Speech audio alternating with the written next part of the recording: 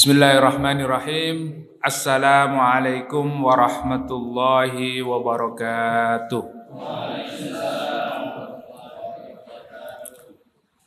Alhamdulillah wassalatu wassalamu ala Rasulillah wa ala alihi wa ashabihi wa mawalah. La hawla wa la quwwata illa billah. Allahumma la sahla illa ma ja'altahu sahla wa anta taj'alul hasna idza syi'ta sahla.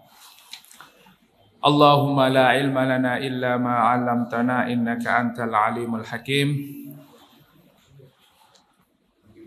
Allahumma inna nas'aluka khaira ma fi hadhihi al-lailati wa khaira ma ba'daha wa na'udzubika min syarri ma fi hadhihi al-lailati wa syarri ma ba'daha amma ba'da.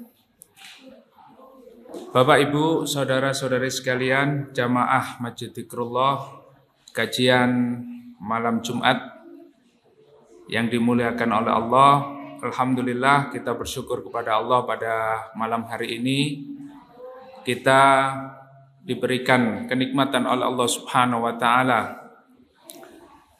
berupa kesehatan, nikmat waktu yang bisa kita gunakan untuk thalabul ilmi, dan nikmat yang paling besar yang diberikan oleh Allah kepada kita adalah nikmat iman dan Islam. Sehingga pada malam hari ini kita tetap bisa istiqomah melazimi kewajiban kita sebagai seorang muslim, yaitu thalabul ilmi.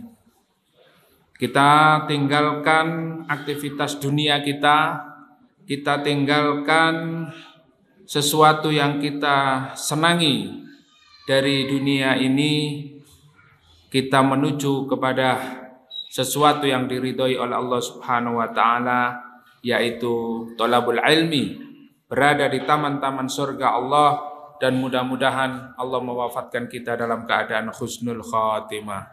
Amin amin ya rabbal alamin. Kita lanjutkan kajian kita pada malam hari ini sampai pada ayat berapa?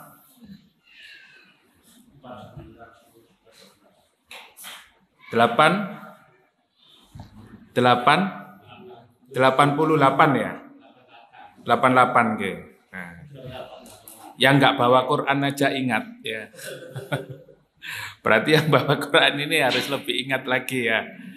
Baik, kita lanjutkan kajian tafsir kita pada surat Al-Baqarah ayat 88. Insyaallah kita akan mengkaji sampai pada ayat 91 ya.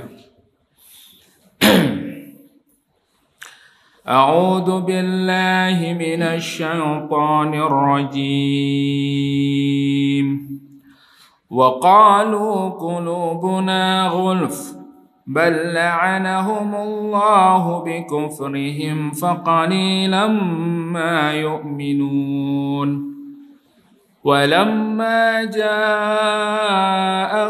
كتاب من عند الله مصدق لما معهم وكانوا من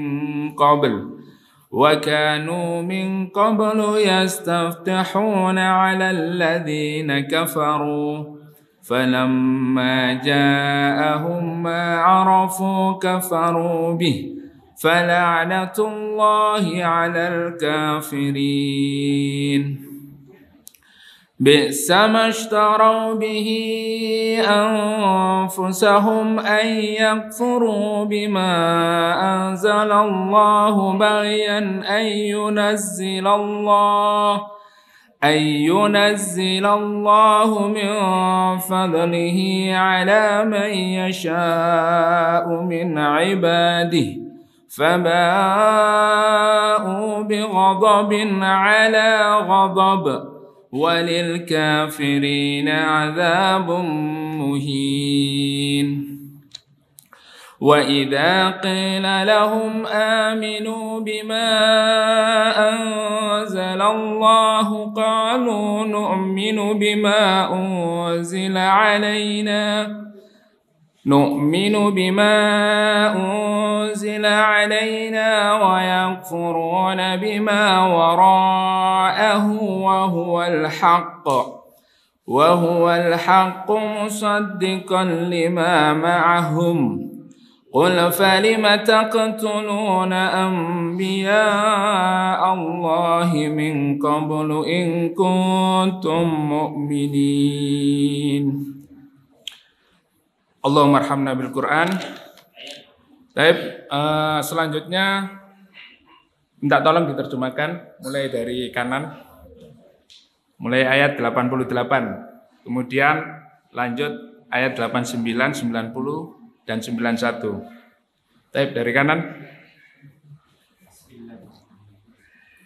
88. Dan mereka berkata, hati kami tertutup, tidak, Allah telah melaknat mereka itu karena keingkaran mereka, tetapi sedikit sekali mereka yang beriman. Baik, lanjutkan. Setelah sampai kepada mereka kitab Al-Quran dari Allah yang membenarkan apa yang ada pada mereka, sedangkan sebelumnya mereka memohon kemenangan atas orang-orang kafir. Ternyata setelah sampai kepada mereka apa yang telah mereka ketahui itu, mereka mengingkarinya. Maka laknat Allah bagi orang-orang yang ingkar. Baik, selanjutnya. Sangatlah buruk perbuatan mereka menjual dirinya dengan mengingkari apa yang diturunkan Allah. Karena dengki bahwa Allah menurunkan karunia-Nya kepada siapa yang Dia kehendaki di antara hamba-hambanya.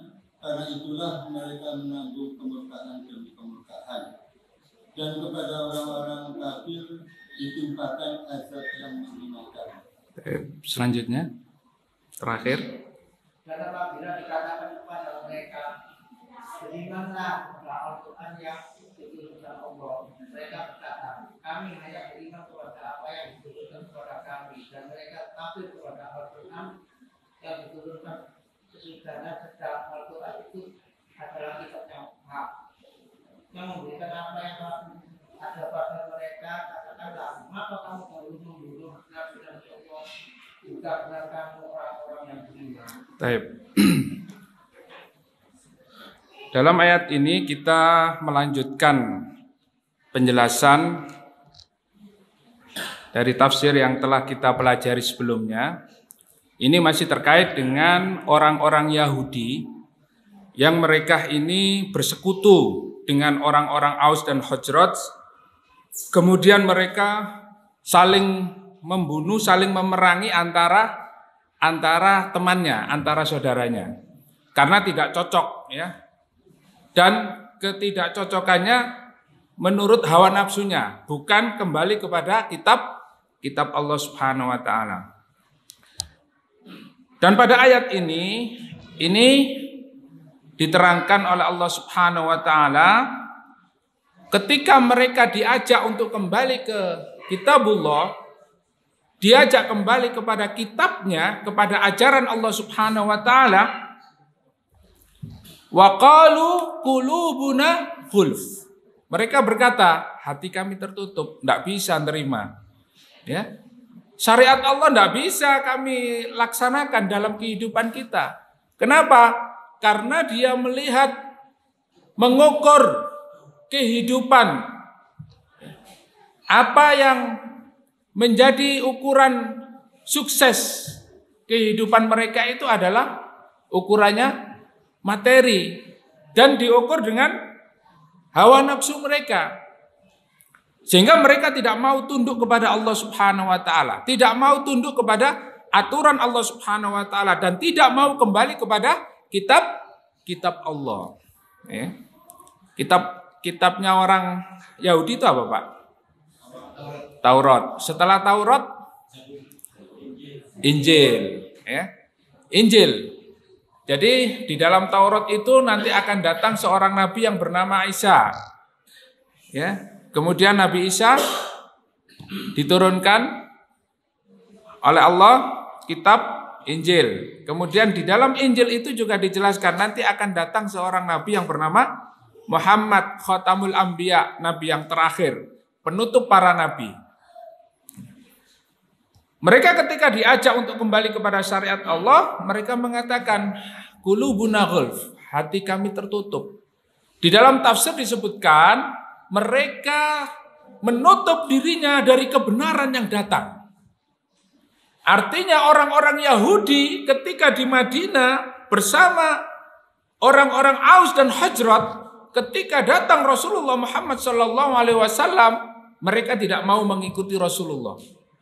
Mereka tidak mau mengikuti ajaran yang dibawa oleh Rasulullah.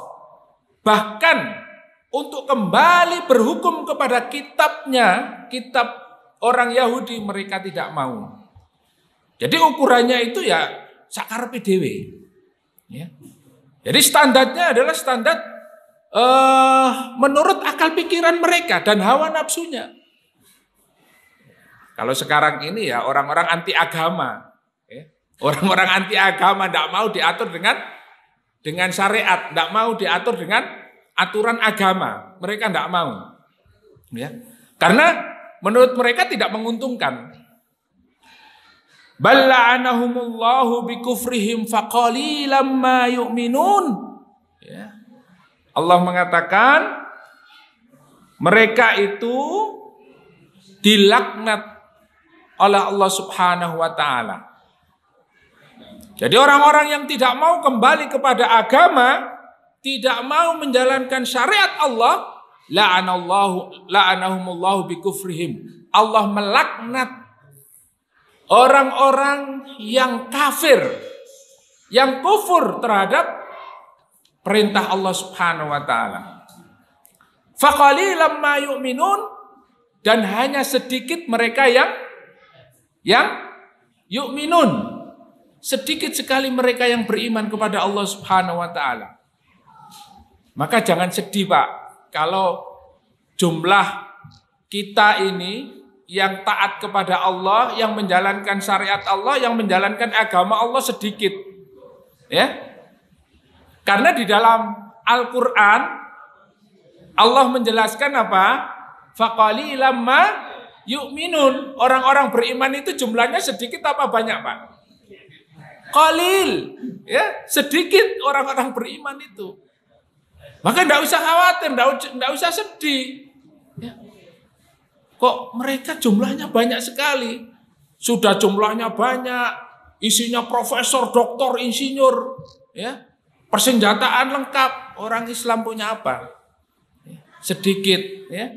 Yang memperjuangkan agamanya sedikit sekali. Dan itulah yang disebutkan oleh Allah di dalam Al-Quran. Tetapi kita tidak boleh bersedih, ya. Kita lanjutkan dulu ayatnya.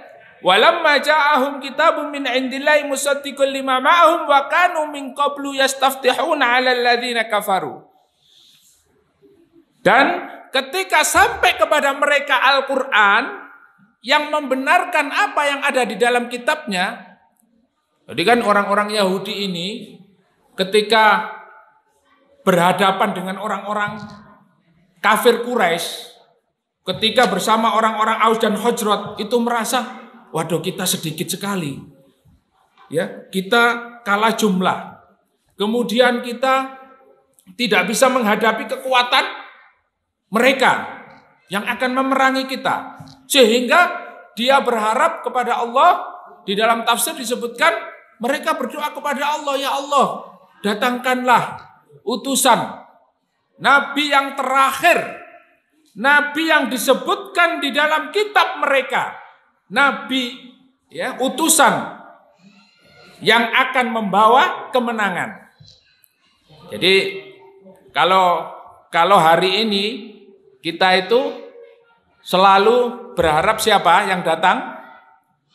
Karena sudah ruwet dunia ini, sudah, ya, kalang kabut, kacau balau, ya, udah, ya, ini mungkin akhir zaman. Ya, di akhir zaman ini kita berharap datangnya seorang pembaharu, ya, seorang penolong. Ya. Siapa yang kita harapkan, Pak? Imam Mahdi, ya, Imam Mahdi. Sama orang-orang Yahudi begitu, ya Allah, ya. Karena apa? Di dalam kitabnya itu disebutkan akan datang seorang nabi yang membawa kemenangan. Ya. Begitu datang Rasulullah Muhammad sallallahu alaihi wasallam membawa Al-Quran dan mereka diajak untuk masuk ke dalam Islam, ternyata mereka menolak mentah-mentah. Ya. Padahal mereka itu berharap didatangkan oleh Allah seorang nabi, seorang utusan yang membawa kemenangan, yang membawa pertolongan. Ketika diutus di tengah mereka Rasulullah Muhammad SAW, sebagaimana yang ada di dalam kitabnya, ya, mim ba'di ismuhu Ahmad, akan datang seorang nabi yang bernama Muhammad, mereka menolak. Mereka tidak mau mengikuti. Wa kanu min qablu yastaftihuna 'alal ladzina kafaru, ya. Padahal mereka sebelumnya itu meminta pertolongan kepada Allah atas orang-orang kafir. Jadi pada saat itu memang terjadi banyak peperangan. Bahkan orang Yahudi ini mereka melakukan koalisi dengan suku Aus dan Khazraj. Falamma ja'ahum ma 'arafu kafarubi. Ketika datang Nabi sesuai dengan yang ada di dalam kitabnya dan mereka tahu bahwa itu adalah Nabi utusan Allah Subhanahu wa ta'ala, kafarubi. Mereka kafir. Hati-hati Pak. Jangan-jangan nanti kalau datang Imam Mahdi pun kita tidak mau melaksanakan syariat Allah. Ya. Wah, ini sudah kacau balau ya. Nah, kemudian Rasulullah menggambarkan di akhir zaman nanti ada seorang, ya, yang namanya persis denganku, ya. Ayahnya juga namanya persis dengan bapaknya Rasulullah, ya. Nanti menjadi khalifah dari keturunan Quraisy. Jangan-jangan nanti kalau Imam Mahdi datang kita juga seperti orang Yahudi. Arafu, mereka tahu, mereka mengerti dan memahami bahwa yang datang itu adalah sebagaimana yang ada di dalam kitabnya, kafarubi. Tapi mereka kafir, mereka tidak mau mengikuti. Nah, ini bahaya. Nah, inilah sifat orang Yahudi. Akhirnya apa? Apa yang dibawa oleh Rasulullah Muhammad SAW berupa wahyu Al-Quran, mereka sama sekali tidak melaksanakannya. Kemudian Allah mengatakan, fala'natullahi 'alal kafirin. Laknat Allah. Allah melaknat orang-orang yang kafir, orang-orang yang menolak kebenaran yang datang kepada mereka. Bi'sa mashtaraw bihi anfusahum ayyakfuru bima anzalallahu baghyan ayyunazzilallahu min fadlihi ala man yasha'u min ibadihi. Kemudian mereka menjual, ya, artinya apa? Mereka menjual kebenaran yang telah diketahui dari kitab-kitabnya, dari kitab Taurat, dari kitab Injil, bahwa akan datang seorang utusan yang membawa kebenaran yang bernama Ahmad. Mereka jual. Mereka tidak mau menerima kebenaran itu.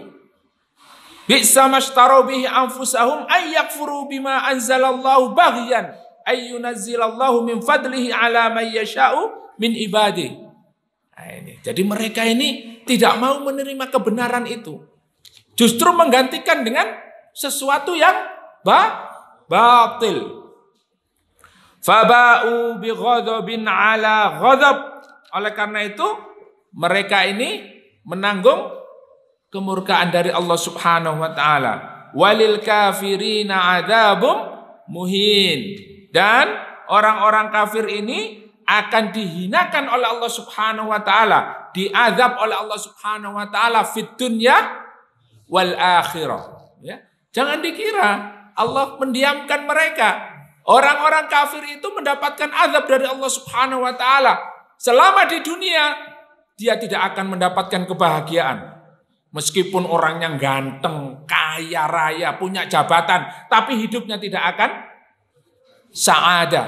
Dia tidak akan bahagia. Dia tidak akan mendapatkan apa? Sakinah, ketenangan di dalam hatinya. Gelisah, ya. Gelisah. Kalau yang punya jabatan tinggi ya gelisah nanti jabatannya, kalau jabatannya nanti diambil alih oleh orang lain sehingga dia menghalalkan segala cara untuk mempertahankannya. Ya, sampai dia siap untuk perang. Nah, ini juga dia tidak tenang dalam hidupnya. Ya, kekayaannya, dia senantiasa memikirkan hartanya. Jadi belum tentu orang yang kaya raya, orang yang punya jabatan, orang yang memiliki kedudukan, dia ini tenang. Kalau dia kufur terhadap Allah Subhanahu wa taala, maka Allah akan mengazabnya. Dia selamanya tidak akan mendapatkan ketenangan. Wa fil akhirati adzabun muhin. Di akhirat dia mendapatkan siksaan yang lebih parah, ya, yang lebih parah. Wa idza qila lahum aminu, dan apabila dikatakan kepada mereka berimanlah kalian, masuk Islamlah kalian, berimanlah kepada Allah. Bima anzalallahu qalu nu'minu bima unzila alaina wa yakfuruna bima wara'ahu wa huwal haqqu musaddiqan lima ma'ahum. Ini yang hari ini banyak kita saksikan, banyak kita lihat sifat-sifat orang Yahudi. Berimanlah kalian kepada apa yang diturunkan oleh Allah Subhanahu wa taala. Ya. Laksanakan perintah Allah. Mari kita kembali kepada syariat Allah Subhanahu wa taala. Apa yang dikatakan oleh mereka? Qalu nu'minu bima unzila alaina. Ya. Jadi mereka mengatakan, mereka menjawab, kami beriman kepada apa yang diturunkan kepada kami. Apa yang diturunkan kepada orang Yahudi? Apa yang diturunkan kepada orang Yahudi? Kitab Taurat. Kemudian setelah kitab Taurat, Injil. Taurat dan Injil.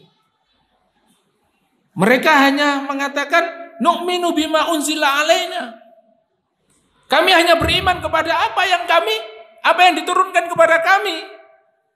Wa yakfuruna bima wara'ahu. Dan mereka kafir terhadap apa yang datang setelahnya. Apa yang datang setelahnya itu? Taurat, Injil, kemudian apa? Al-Quran. Dan Al-Quran ini menyempurnakan kitab-kitab yang sudah diturunkan kepada mereka. Menyempurnakan semuanya. Wa yakfuruna bima wara'ahu, tetapi mereka kafir. Wa huwal haqqu musaddiqan lima ma'ahum. Padahal Al-Quran itu adalah hak. Al-Quran itu, wahwa Al-Quran, ya, yang membenarkan semua kitab-kitab yang telah diturunkan oleh Allah kepada mereka. Tapi mereka tidak mau. Sampai hari ini. Bahkan mereka memerangi orang-orang yang melaksanakan Al-Quran. Ya. Mereka sampai hari ini, hatta yaumil qiyamah, mereka memerangi orang-orang yang melaksanakan Al-Quran. Maka Ahlul Quran itu istimewa. Ya. Ahlul Quran itu dikatakan oleh Allah, ya, di dalam hadis, ya, di dalam kitab At-Tibyan fi Hamalati Adabil Quran, kitab Imam An-Nawawi, ya, disebutkan bahwa keluarga Allah Subhanahu wa taala di dunia ini adalah Ahlul Quran. Sesungguhnya Allah memiliki keluarga di dunia ini. Siapa keluarganya Allah? Inna ahlullahi ahlul Quran. Sungguh keluarga Allah di dunia ini adalah Ahlul Quran. Maka orang-orang yang bersama Al-Quran ini adalah orang-orang yang dimuliakan oleh Allah. Kalau sudah Allah menjadikan kita sebagai, ya, ahlullah, ya, sebagaimana kita punya keluarga, tidak mungkin dibiarkan, Pak. Tidak mungkin dibiarkan, tidak makan, ya, nggak mungkin nggak ya dibiarkan keleleran ya. Kalau kita punya keluarga itu, kalau kita sudah mengakui ya, seorang sebagai keluarga kita, ya, kalau misalnya tahu nggak makan dalam 1 hari atau 2 hari, 3 hari nggak makan, nggak mungkin dibiarkan. Karena apa? Loh itu keluarga saya itu. Ya, pasti akhir dicari ya, dicari kemudian dikasih makanan, dikasih uang, dikasih belanjaan dan lain sebagainya. Apalagi ini ahlullah. Maka tentu Allah akan menjaga kita. Oleh karena itu mudah-mudahan kita menjadi ahlul Quran. Mudah-mudahan jamaah zikrullah yang hadir di sini, yang selalu tolabul ilmi di sini, semoga Allah menjadikan kita semuanya menjadi ahlul Quran. Amin. Qul falima taqtuluna anbiya Allahi min qablu in kuntum mu'minin. Ya.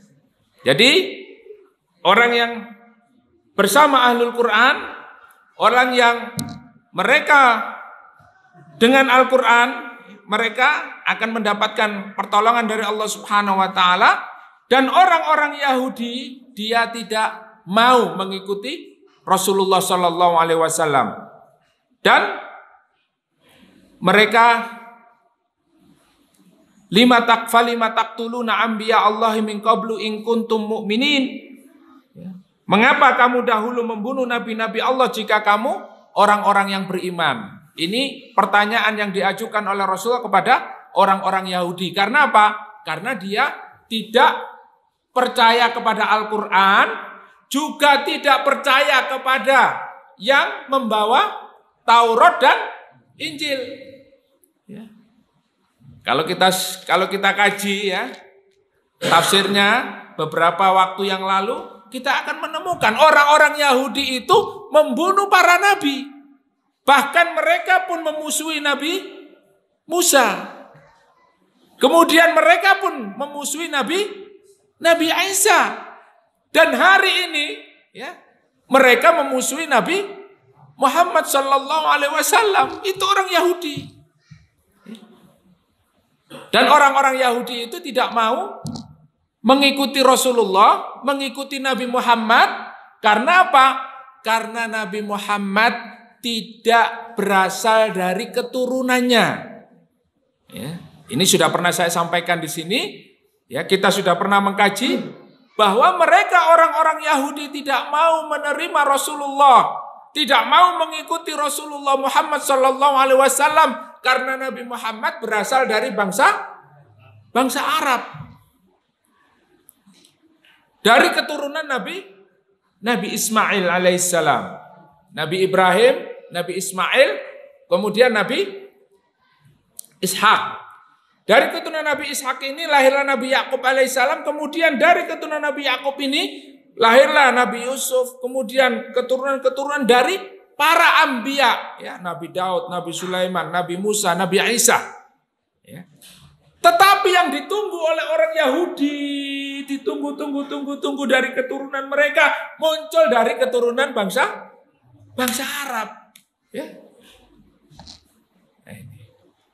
Jadi kalau misalnya kita ini biasanya presidennya orang Jawa, lah ternyata nanti presidennya dari orang Batak misalnya. Ada enggak kayak apa namanya enggak bisa menerima begitu ya? Karena enggak satu suku. Ya. Nah, ibaratnya seperti itu. Ya. Lah orang Yahudi ini sudah memiliki kitab panduan, dan itu wahyu dari Allah Subhanahu wa taala. Di dalam kitab Taurat, di dalam kitab Injil itu disebutkan nanti akan datang seorang utusan, seorang rasul yang bernama Ahmad, dan dia menjadi penutup para nabi. Makanya di dalam ayat sebelumnya dikatakan mereka berdoa kepada Allah, yastaftihuna, berharap kepada Allah agar mereka bisa menghadapi orang-orang Quraisy, pasukan yang akan membunuh orang-orang Yahudi, pasukan yang akan memerangi orang Yahudi. Dia berharap ada utusan dari Allah yang akan membawakan kemenangan. Begitu datang Muhammad SAW, mereka menolaknya. Inilah sifat orang-orang Yahudi. Ya. Bapak Ibu yang dimuliakan oleh Allah Subhanahu Wa Taala. Hari ini, malam ini, ya, termasuk malam yang istimewa bagi kita. Kenapa? Hari ini, ya, tadi siang adalah tanggal 1 Muharram 1442 Hijriah, tahun baru Islam, dan malam ini masuk tanggal 2 Muharram. Tahu nggak kita bagaimana sejarah tahun Hijriah? Bagaimana sejarah sampai ada penanggalan Hijriah? Dan bagaimana sejarah Rasulullah Muhammad SAW di dalam melaksanakan hijrah dari Makkah ke Madinah? Maka saya sedikit ingin memberikan gambaran, Bapak Ibu yang dimuliakan oleh Allah. Penanggalan Hijriah ini bermula dari Khalifah Umar ibnu Khattab. Ya, ada bagian siapa? Abu Mus'ab Asy'ari. Ya, Abu Mus'ab Asy'ari seorang sahabat yang ditugaskan untuk memimpin Baghdad pada waktu itu, mengirimkan surat. Ya. Banyak surat yang dikirimkan kepada Umar ibnu Khattab. Tetapi apa? Ya. Tetapi beliau, para sahabat ini tidak tahu ini tahun kapan. Tahun yang lalu, atau tahun yang akan datang, atau tahun ini. Ya. Nah, kemudian akhirnya karena Islam ini banyak menguasai negeri-negeri ya pada saat itu, dan administrasi sudah mulai harus dibangun, kemudian masih banyak berserakan, sehingga akhirnya setelah 4 tahun memimpin, Umar ibnu Khattab radhiyallahu anhu memutuskan agar dimusyawarahkan supaya administrasi ya, negara ini tertib. Sehingga kita memiliki penanggalan sendiri, memiliki administrasi secara sistem Islam. Masya Allah ya. Sampai seperti itu akhirnya para sahabat dikumpulkan. Para sahabat dikumpulkan, ketika itu ada yang mengusulkan, bagaimana kalau tahun itu ditentukan ketika lahirnya Rasulullah Muhammad SAW. Lahir tanggal hari apa? Hari Senin tanggal 12 Rabiul Awal tahun gajah. Ya. Kalau itu ditentukan, berarti penanggalan Islam itu tahunnya bukan tahun Hijriah, tapi tahun gajah, ya. Nggak setuju, sahabat, ya. Banyak yang nggak setuju. Ada yang mengusulkan, bagaimana kalau kalender ini ditentukan pada saat wafatnya Rasulullah Muhammad SAW, ya. Nggak setuju. Bagaimana kalau kita tentukan ketika awal kenabian? Ya, pertama diturunkan wahyu, tidak setuju. Kemudian Ali radhiyallahu anhu, beliau mengusulkan agar penanggalan ini, kalender ini ditentukan pada saat awal mula, ya, pada saat hijrahnya Rasulullah Muhammad Sallallahu Alaihi Wasallam dari Makkah ke Madinah. Yaitu tahun 622 Masehi ya. Kalau penanggalan Masehinya. Ada yang mengusulkan Masehi aja, jangan terlalu jauh katanya ya. Nah, ini sehingga ditentukan oleh Khalifah Umar ibnu Khattab supaya penanggalan Islam ini, kalender Islam ini ditentukan saat hijrahnya Rasulullah dari Makkah ke Madinah. Akhirnya ditentukan. Kemudian Utsman ibnu Affan radhiyallahu anhu, beliau mengusulkan, kalau begitu kita mulai saja bulan Muharram. Karena bulan Muharram itu pertama, pertimbangannya orang-orang Arab menggunakan bulan Muharram sebagai awal. Ya. Kemudian yang kedua, menurut Utsman bin Affan, kita gunakan Muharram karena kita selesai melaksanakan haji dan Bai'atul Aqabah 2, Bai'atul Aqabah Al-Kubra sudah dilakukan. Dan yang ketiga pertimbangannya adalah Muharram itu awal di mana tekad untuk melaksanakan hijrah.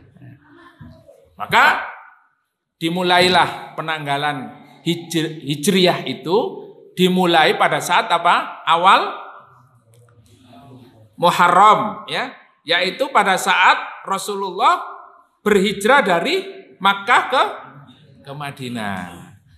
Maka Bapak Ibu yang dimuliakan oleh Allah Subhanahu wa taala, kenapa ini perlu kita kilas balik, ya? Kita kembali mengenang pengorbanan Rasulullah Muhammad SAW pada saat hijrah.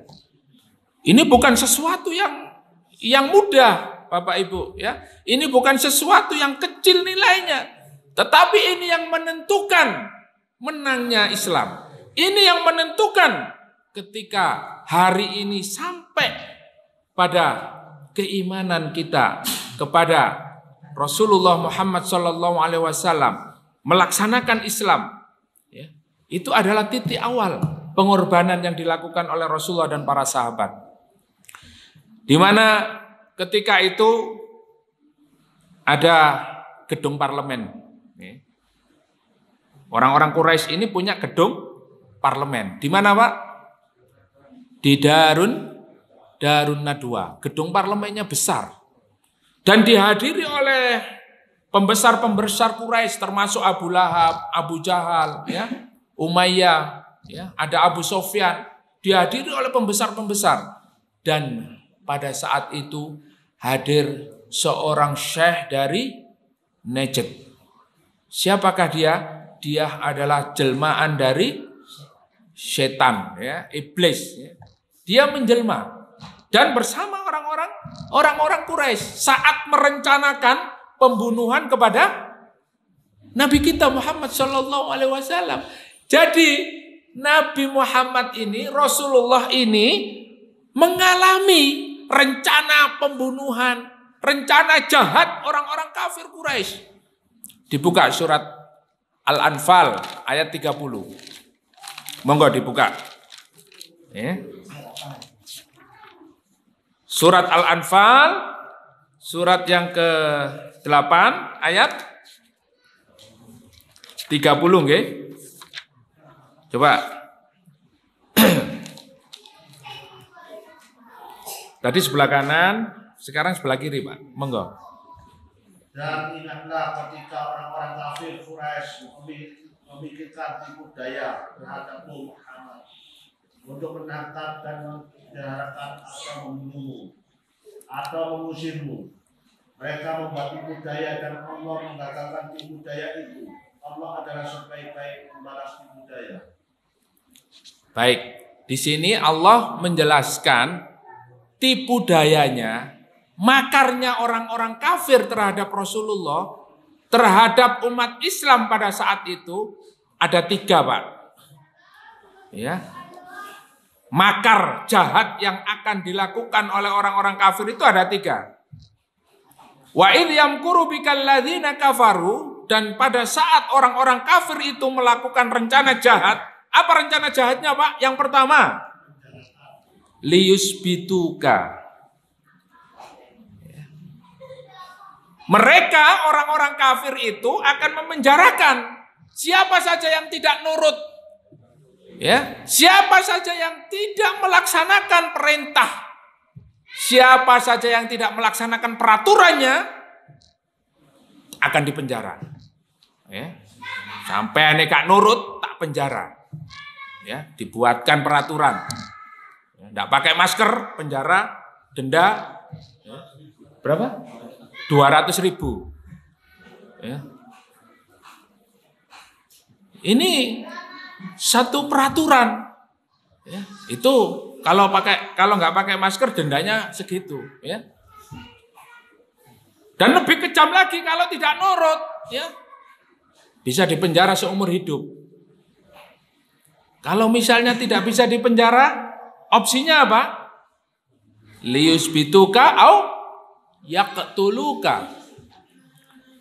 Sudah diincer, mau ditangkap, ternyata meleset.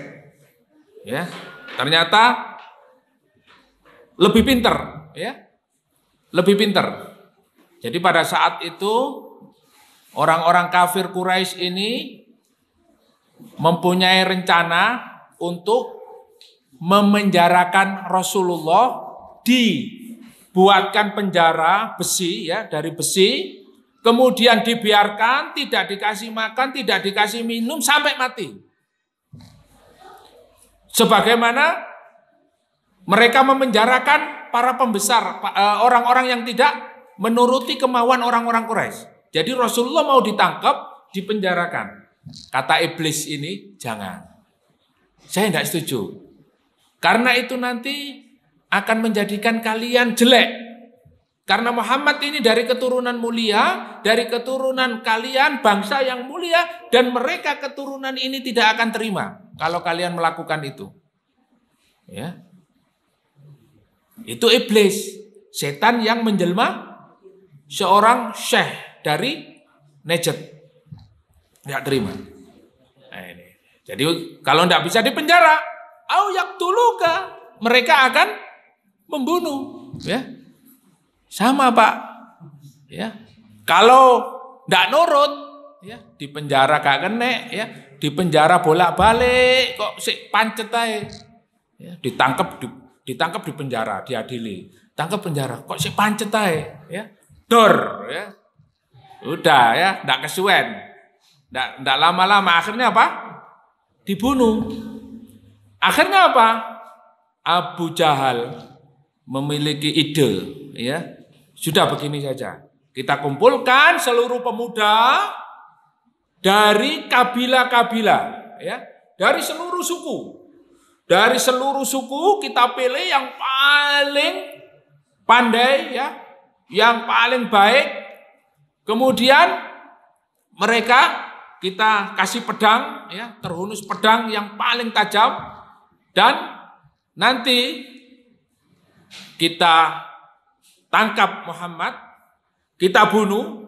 Ada yang menggal kepalanya, ada yang menggal, ada yang motong tangannya, ada yang motong kakinya, ada yang motong, ya, pokoknya dicecel-cecel, ya, semuanya kebagian, semuanya kebagian. Kata iblis apa? Kata setan, na'am thayyib, ini baru bagus, ide yang cemerlang, ya, di gedung parlemen ini Pak, ya, berarti gedung parlemen ini banyak iblisnya ya Pak, ya. Itu parlemennya orang Quraisy, ya. Jadi menjelma.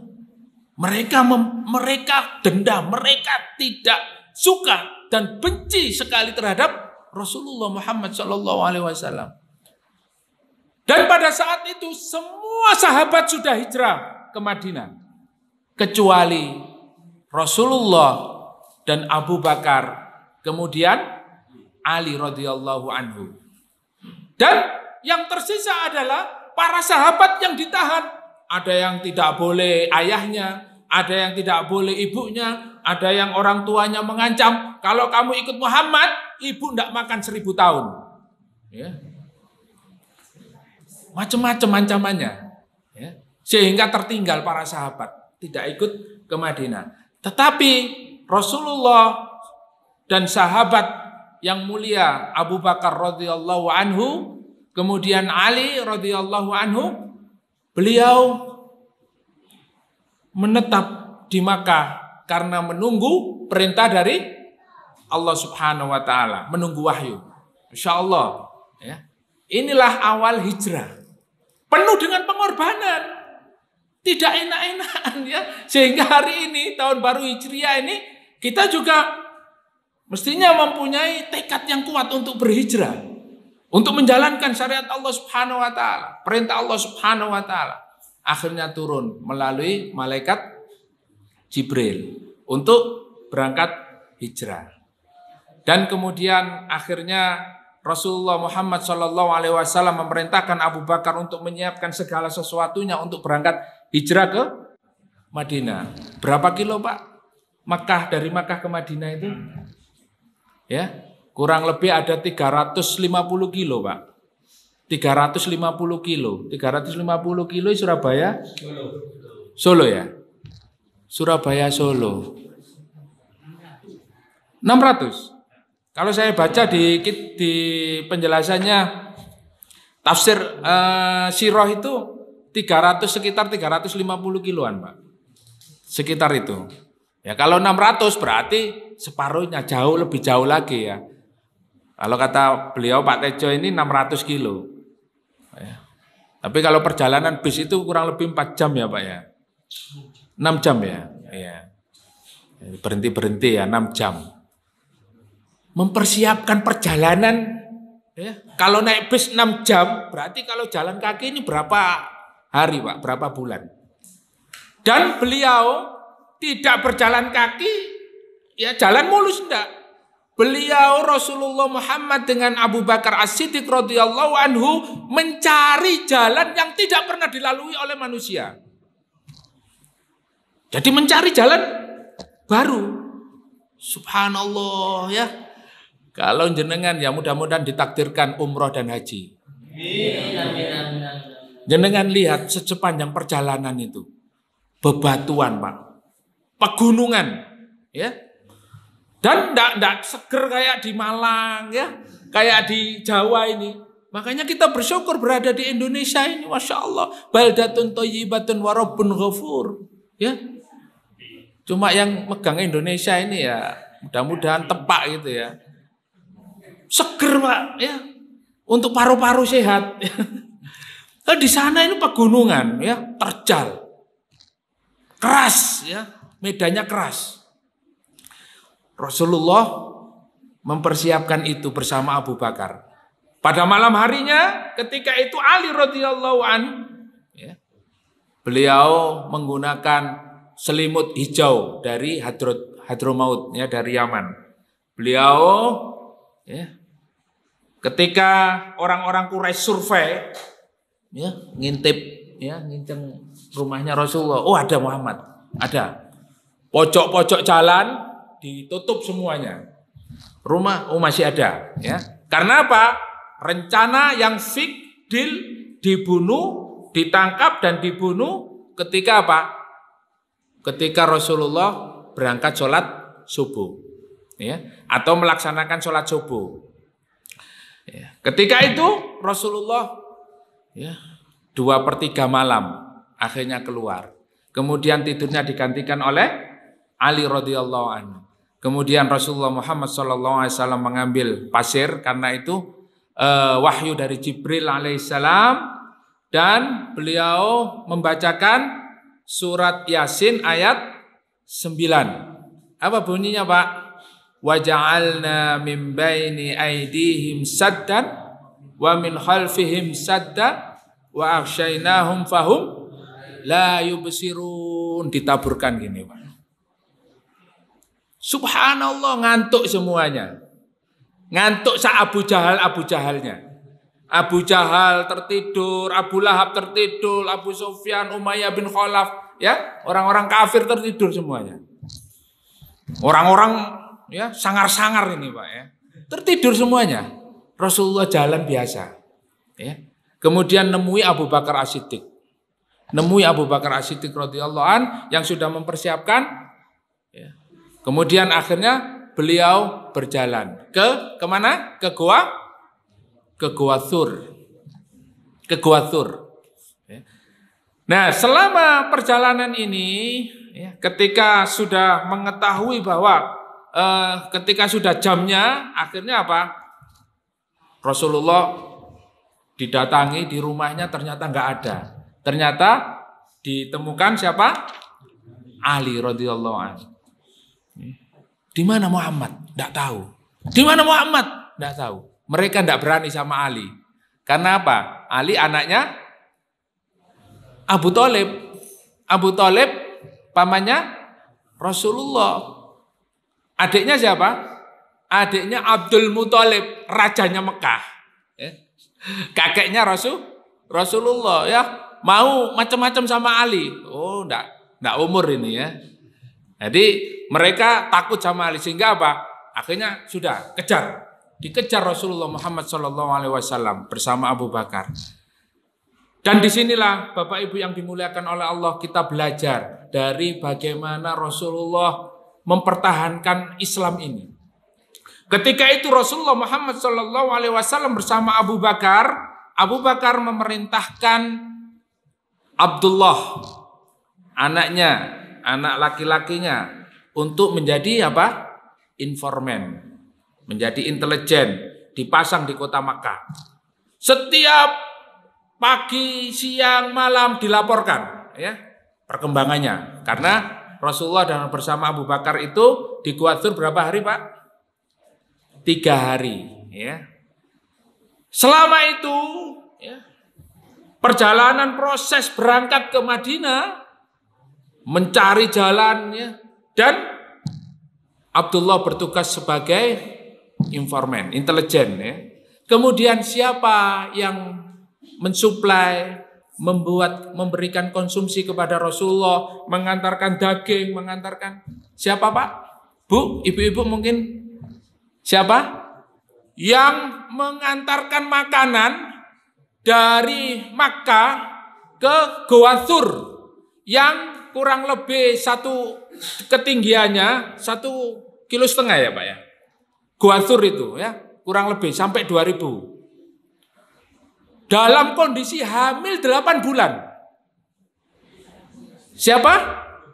Asma binti Abu Bakar. Asma binti Abu Bakar radhiyallahu an. Ya, anak laki-lakinya disuruh survei, ya, melaporkan ke Gua Tsur. Asma binti Abu Bakar, Masya Allah, ya, kondisi hamil 8 bulan. Naik turun gunung, Pak, ngantarkan makanan. Ya, sambil apa? Pakai kamuflasenya apa? Sabuk, ya, ditaruh di sabuknya ini. Kemudian penggembalanya Abu Bakar As-Siddiq, ya, Amir bin Furaiha, beliau bertugas sebagai pembersih jejak. Jadi jejaknya Rasulullah dan Abu Bakar ini ketika dari Makkah perjalanan ke Gua Tsur itu dihapus jejaknya oleh Amir bin Furaiha ini, penggembala kambing. Jadi jejaknya ini dihilangkan dengan dia mengerahkan kambing-kambingnya itu untuk supaya jejaknya tidak kelihatan. Masya Allah, ya. Oh, ini strateginya, Masya Allah, Pak, ya. Jadi kita di dalam berjuang itu ya pakai strategi. Jangan los-losan, Pak.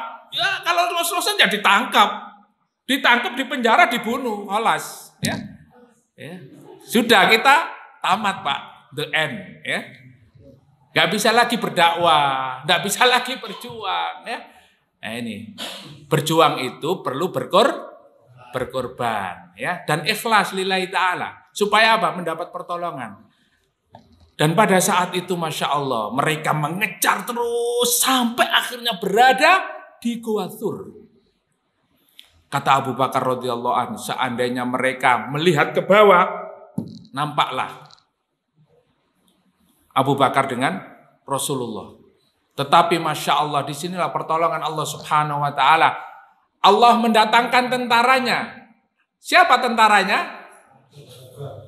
2 ekor merpati, 1 pasang, dan sarang laba-laba di situ, sehingga tidak nampak. Tetapi Abu Bakar As-Siddiq menangis. Menangis karena apa? Karena dia takut. Karena ketakutannya itu apa? Rasulullah Muhammad ketangkap dan selesailah perjuangan pengorbanannya. Sehingga Rasulullah membacakan ayat di dalam surat At-Taubah ayat 40. Jadi ini kita perjalanan hijrah ini, ya, Masya Allah. Kita coba melihat bagaimana pengorbanan. Kita lihat bagaimana pengorbanan Rasulullah bersama para sahabat pada saat hijrah. At-Taubah ayat 40. Oh, Pak Yoyo kemana ini?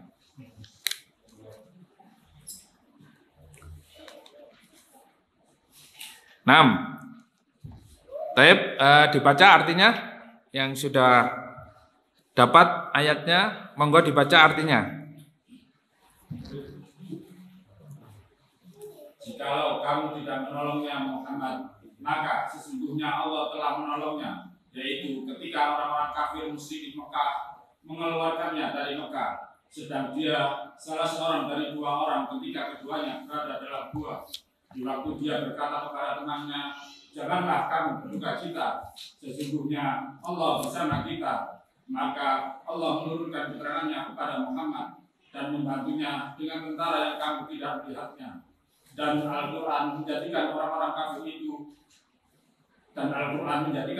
kafir itulah yang rendah, dan kalimat Allah itulah yang maha tinggi.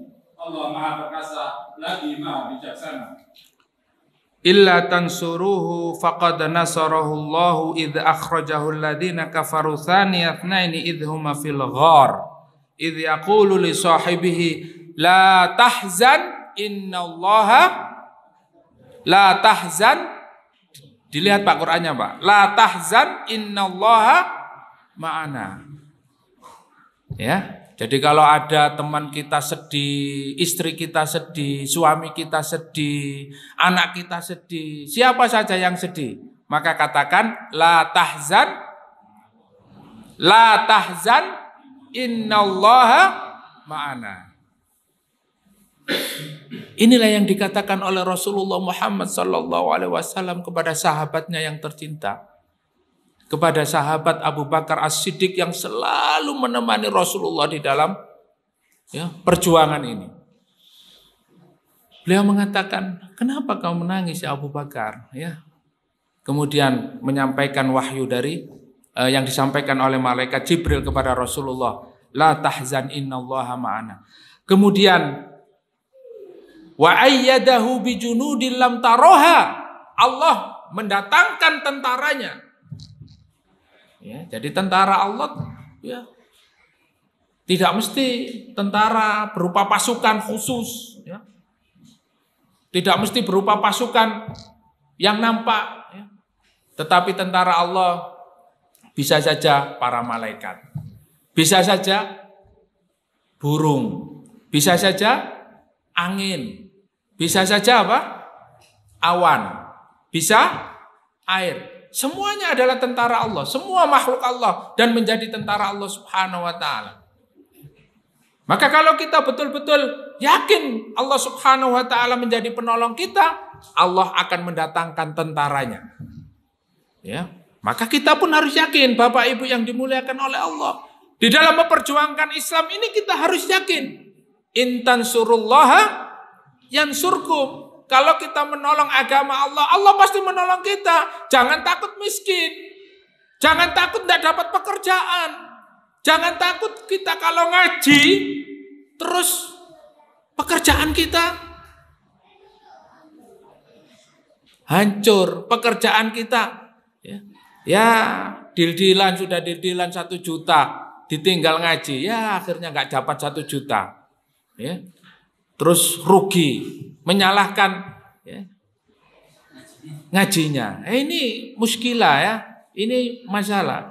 Jadi kita harus yakin kalau kita ini bersama Allah, kalau kita menolong agama Allah, Allah pasti menolong kita dan kita akan diberikan kemudahan oleh Allah sebagaimana Rasulullah bersama Abu Bakar As-Siddiq radhiyallahu an. Ya. Kalau kita menceritakan bagaimana kondisinya di gua ya panjang Pak ya. Sampai digigit ular dan lain sebagainya. Masya Allah ya. Sampai ya. Rasulullah itu tidur di pangkuan Abu Bakar ya.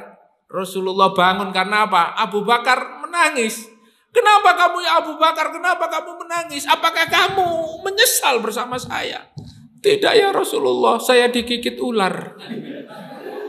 Ya. Akhirnya apa? Ya. Sama Rasulullah, tuh, dioleskan begini, langsung sembuh. Masya Allah. Ya. Itu kalau Rasulullah Pak. Ya. Jenengan ya tambah perih. Ya. Jadi betul-betul merasakan perjuangan bersama Rasulullah, Masya Allah. Ya. Sampai akhirnya Rasulullah Muhammad SAW bersama Abu Bakar As-Siddiq.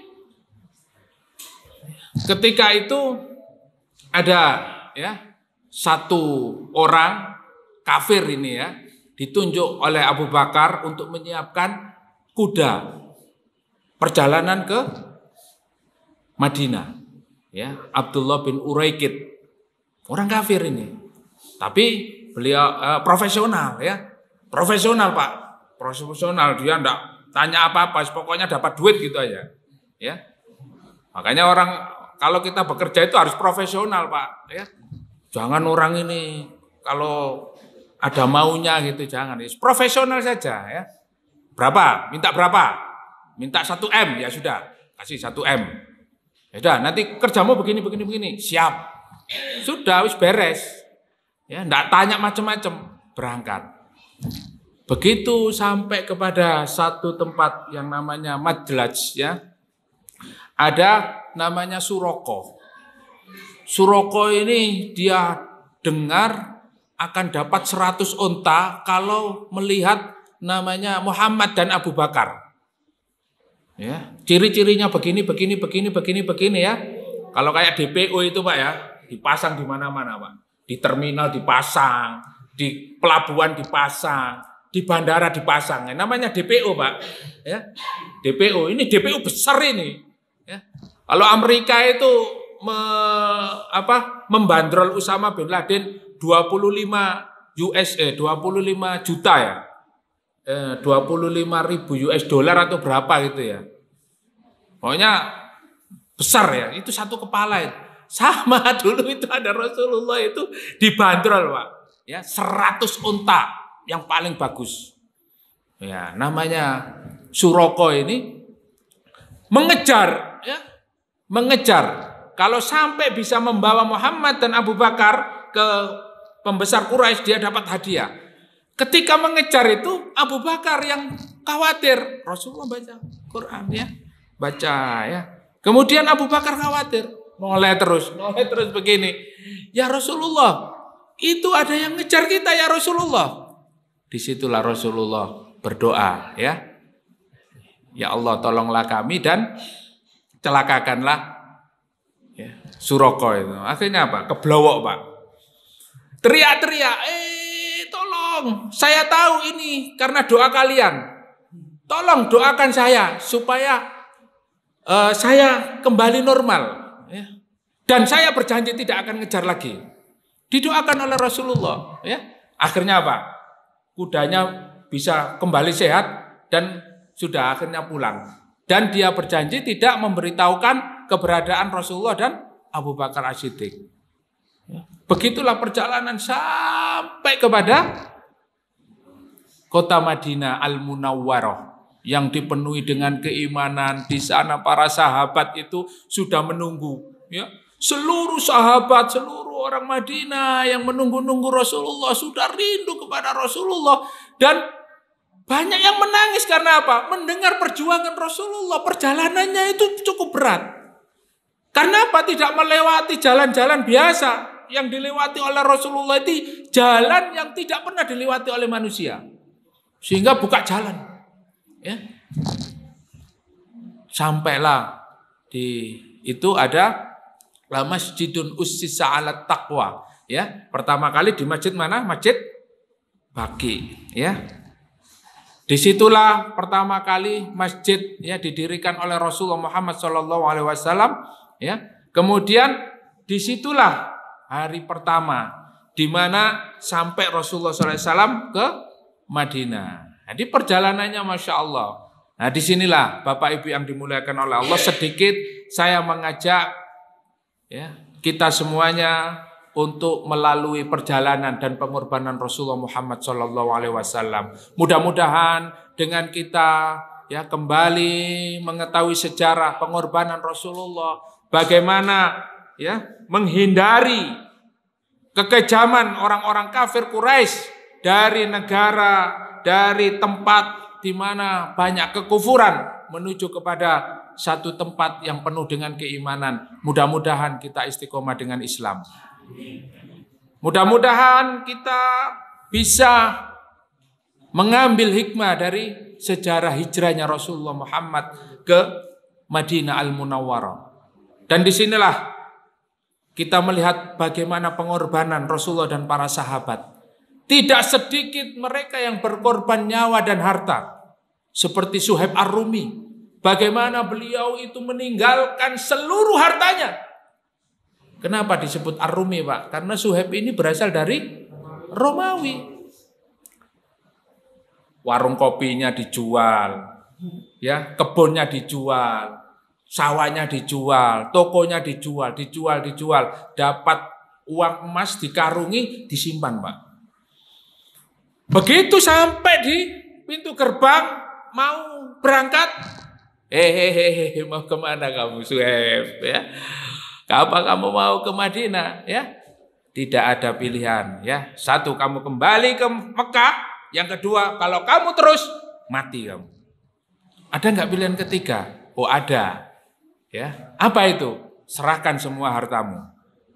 Apakah kalau aku serahkan hartaku, kamu akan mengizinkan aku bersama Rasulullah? Iya. Ya. Baik, ditunjukkan semua hartanya, ya. Ini ambil semuanya. Ini ambil semuanya. Gimana? Sudah? Oh ya sudah. Ya, silakan berangkat. Suhaib Ar-Rumi tidak bawa apa-apa, Pak.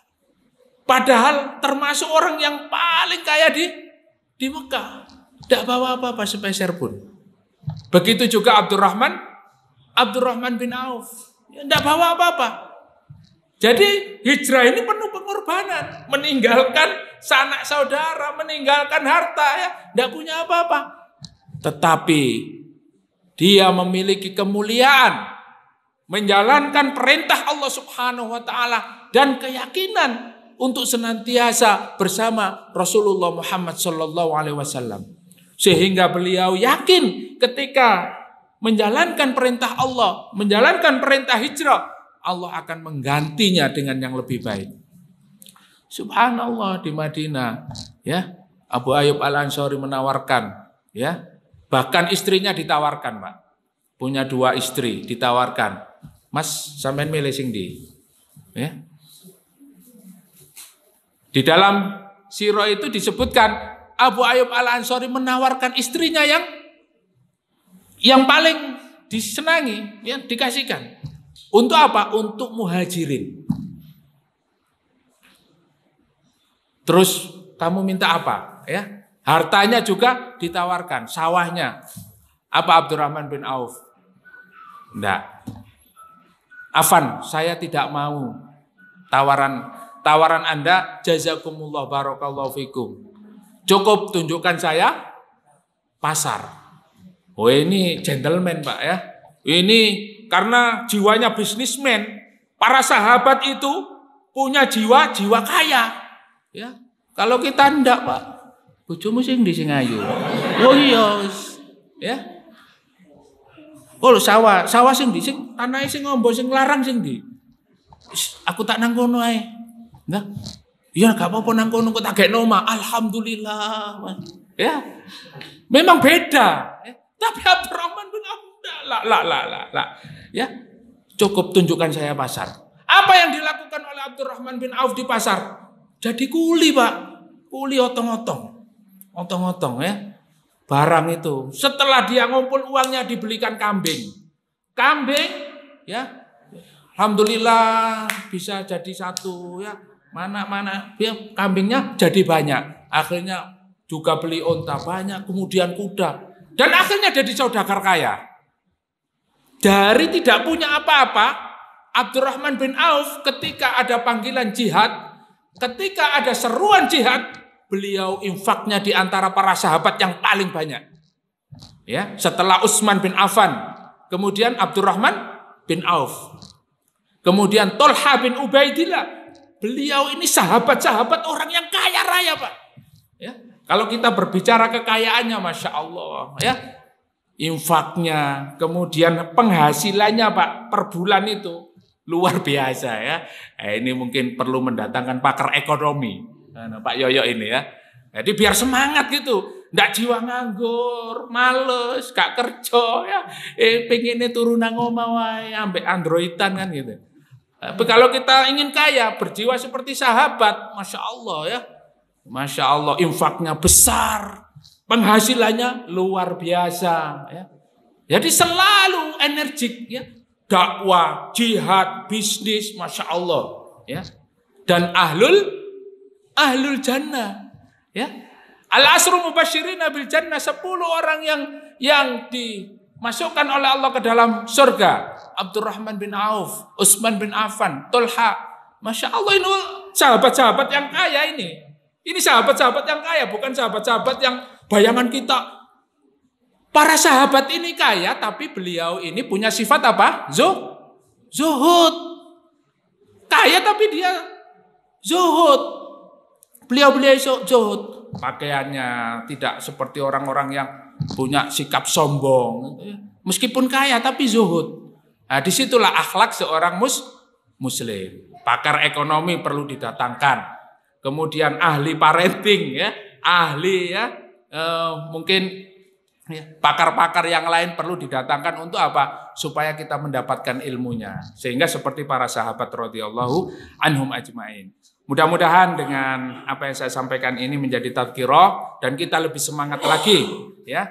Mudah-mudahan tahun 1441 Hijriah, tahun yang lalu, dosa-dosa kita diampuni oleh Allah Subhanahu wa taala, ya. Dan kemudian tahun ini kita lebih baik lagi beramal. Dan mudah-mudahan Allah mewafatkan kita dalam keadaan husnul khatimah. Amin amin ya rabbal alamin. Barakallahu fikum.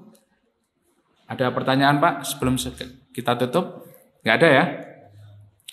Jazakumullah khairan katsiran. Kita tutup dengan doa kafaratul majlis. Subhanakallahumma wa bihamdika asyhadu an la ilaha illa anta astaghfiruka wa atubu ilaik. Mohon maaf atas segala kekurangan. Assalamualaikum warahmatullahi wabarakatuh.